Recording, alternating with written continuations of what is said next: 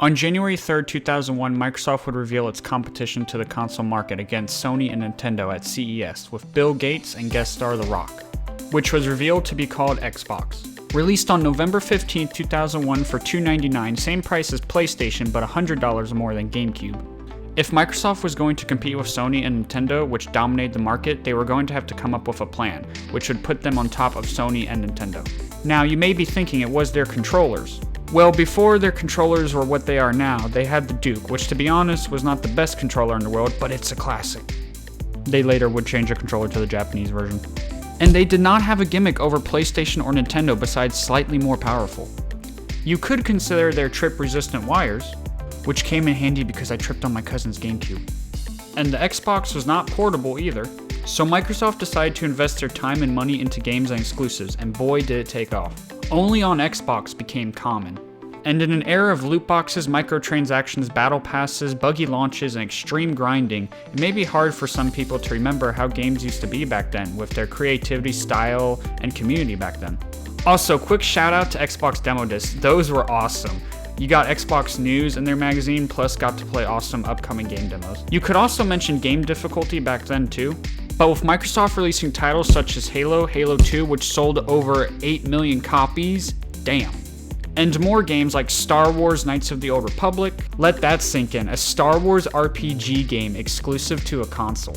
Open world game Fable, from the creators of Star Wars Knights of the Old Republic comes Jade Empire.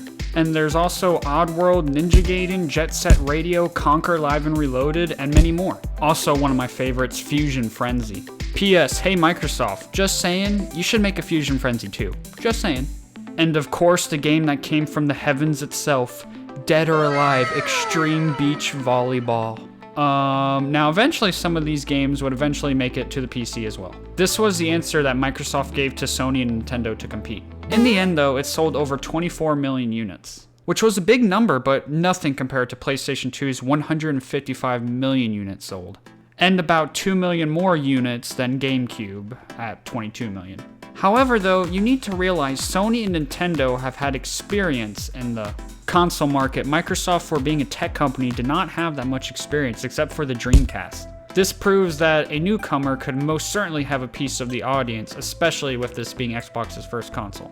Eventually, Xbox would shut down their original Xbox services in April of 2010. And Xbox would grow with the success of the Xbox 360 and make one of the most popular controllers. Microsoft earned a lot of good faith, until 2013. We have a product for people who aren't able to get some form of connectivity. It's called Xbox 360. Right. So stick with 360. That's your message. If you don't, Well, you don't like it. if you have zero access to the internet, that is an offline device.